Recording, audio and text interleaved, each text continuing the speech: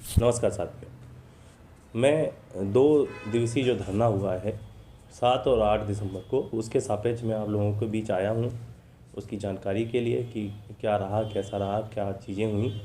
तो जो साथी नहीं आए उनसे भी विनम्र अनुरोध है कि वो भी धरने में पहुँचे। अगर आगे ऐसी प्रक्रिया होती है तो आप ज़रूर आएँ।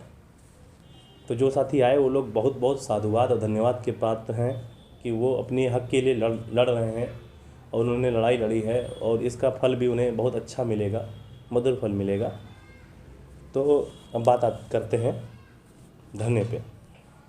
तो आते हैं 7 दिसंबर को जो धरना हुआ उसमें लगभग 550 की संख्या पहुंची। कई साथी बहुत दूर दूर से यात्रा करके पहुंचे, थके हारे थे तब भी बेचारे वो पहुंचे वहाँ पे, अपने हक़ के लिए पहुंचे, अपनी एक सीट पक्की करने के लिए वहाँ पे पहुंचे। और उनकी मांग जो थी एक ज़ोरों शोरों पे वहाँ पे रखी गई। उसके सापेक्ष वहाँ पे काफ़ी पुलिस बल भी पहुंचा। लगभग 6 ट्रक पीएसी वहाँ पे पहुंची। कोतवाल सीओ साहब और दरोगा साहब सब कोई वहाँ पे उपस्थित थे और महिला पुलिसकर्मी भी थी। वो उनको भी बहुत बहुत धन्यवाद के पात्र हैं क्योंकि उन्होंने भी पूरी तरीके से हमारा साथ दिया।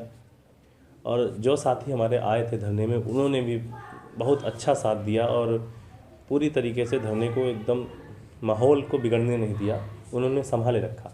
लेकिन आते हैं उन लोगों पे जिनका स्तर इतना गिरा हुआ है कि वो 6 तारीख को ही पहुंच के सचिव साहब के पास मिलने के लिए, और वो उत्तर कुंजी अभ्यर्थी बन के नहीं गए, वो गए थे 4th काउंसलिंग के अभ्यर्थी बन के।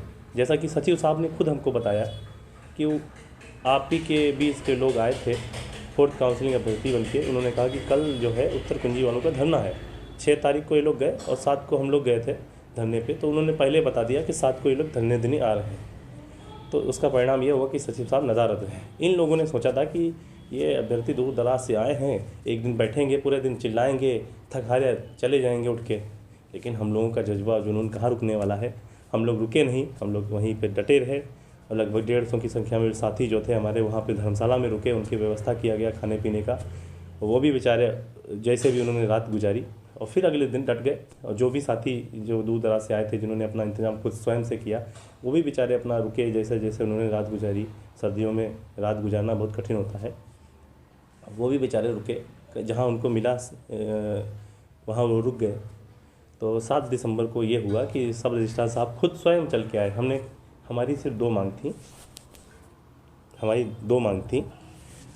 पहली मांग में हमने ये रखा कि या तो सचिव साहब बाहर आएँ और वो कहें आके कि हम आपकी नियुक्ति कितने दिनों में करेंगे, या ये बताएं हम हाँ करेंगे या नहीं करेंगे। ये पहली मांग थी। दूसरी मांग थी कि वो लिखित में दे दें कि हम आपका जो भी प्रोसेस है इतने दिन में बढ़ाएंगे, या लिखित में हमारा शासनादेश जारी कर दें। 2 ही मांगें थी हमारी, अन्य कोई मांग ही नहीं थी, ना कोई जोर जबरदस्ती थी। हमारा बस ये मान लेते हम चले जाते, हमको कोई दिक्कत नहीं, सब अपना खुशी खुशी कर जाते।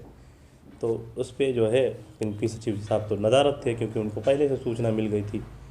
तो उसके बाद ये हुआ कि हम लोग डटे रहे पूरा 7 दिसंबर को, पूरी तरीके से डटे रहे। 7 दिसंबर की रात को पूरा काटी, फिर 8 को पहुंच गए हम लोग 9 बजे पीएनपी। और बेहतर संघर्ष किया हम लोगों ने, बेहतर नारेबाजी हुई सबकी तरफ से, सब बेहतर जोश दिखा और पूरे जोश। और उसमें कि सचिव साहब आ गए, लगभग 10 साढ़े 10 बजे सचिव साहब आए। तो उसके बाद उन्होंने हमारा एक प्रतिनिधिमंडल उनसे मिलने भी गया अंदर। तो उन्होंने कहा कि हम आपकी प्रक्रिया आगे बढ़ाएंगे, हमें समय चाहिए।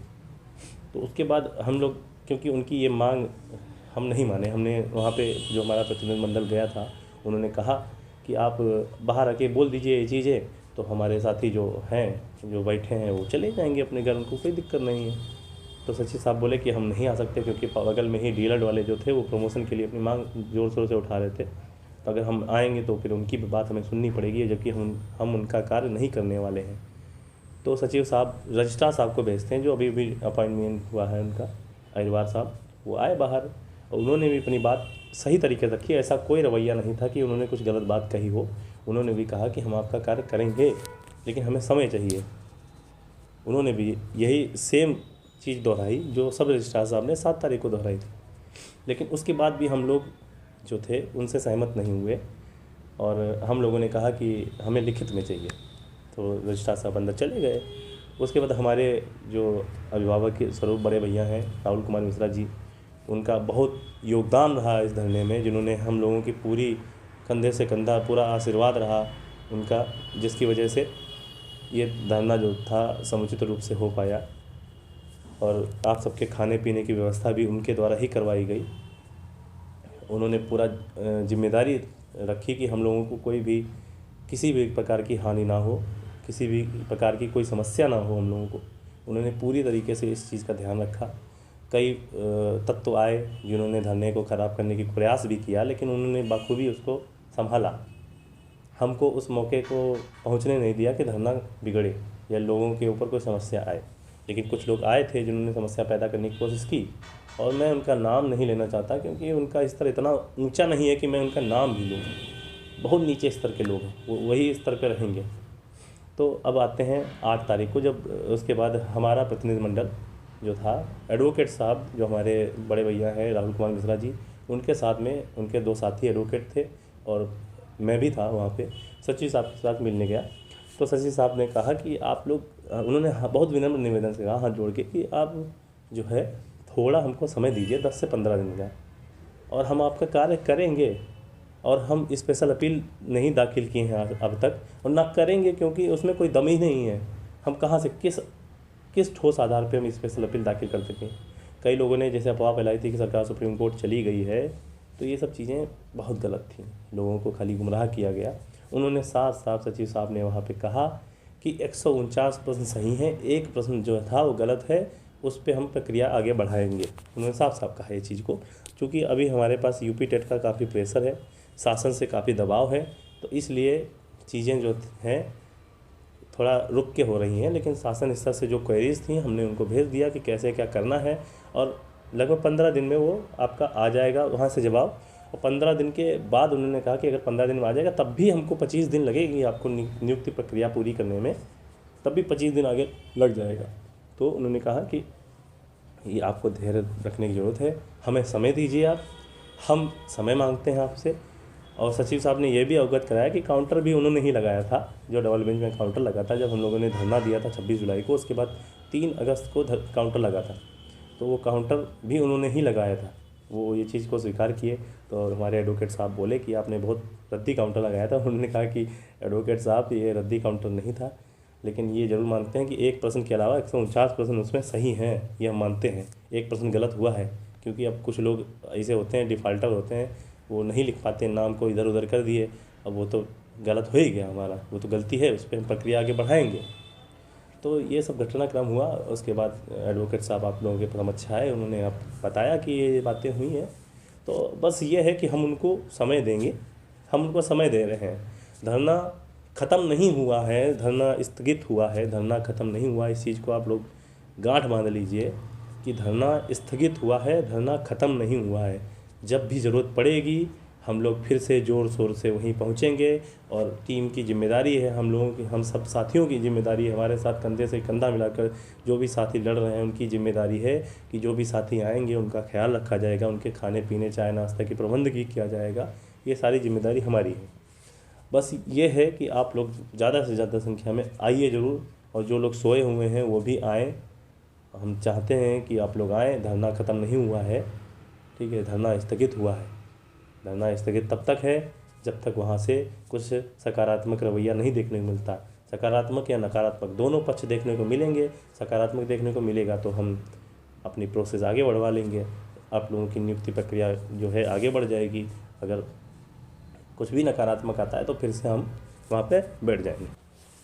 इस बीच आप सभी साथियों से कहना चाहता हूँ कि जल्द से जल्द एक ट्विटर अभियान भी शुरू किया जाएगा, जिससे सोशल मीडिया पे भी हमारी पावर को दिखे और हम सोशल मीडिया पे अपनी मांग उठाएंगे और अपनी बात को रखेंगे। और इस बीच हमारी टीम जो है एक बहुत प्रमुख अधिकारी से भी मुलाकात करेगी, जिनके ऊपर सारी जिम्मेदारी रहती है। शासन, ये मान के चलिए वही शासन है, तो वो उनसे भी हम अपनी वार्तालाप करेंगे। अगर वहाँ से कुछ अच्छा मिल जाता है तो बहुत बेहतर होगा। हम सबकी ज़िंदगी में समझिए नया सूरज उगने वाला है, हम सबको ज़िंदगी जो है वो रोशन होने वाली है। तो तबीयत थोड़ी ख़राब है, तो हमें इतना अपनी आपको जो भी ब्रीफ था एकदम नॉर्मल बात थी, सारी बातें आपको क्लियर कर दिया। अगर कोई किसी को कोई समस्या होगी तो वो हमसे पूछ सकता है, टीम के किसी मेंबर से पूछ सकता है। तो बहुत बहुत धन्यवाद। और उम्मीद है कि जो साथी नहीं आए वो अगली बार धरने में ज़रूर आएंगे, और जो साथी आए थे वो तो बिल्कुल आएंगे, क्योंकि उनको पता है कि धरना सिर्फ धरना नहीं है, ये एक परिवार का जैसे उत्सव होता है, जैसे शादी बारात होती है वैसे होता है।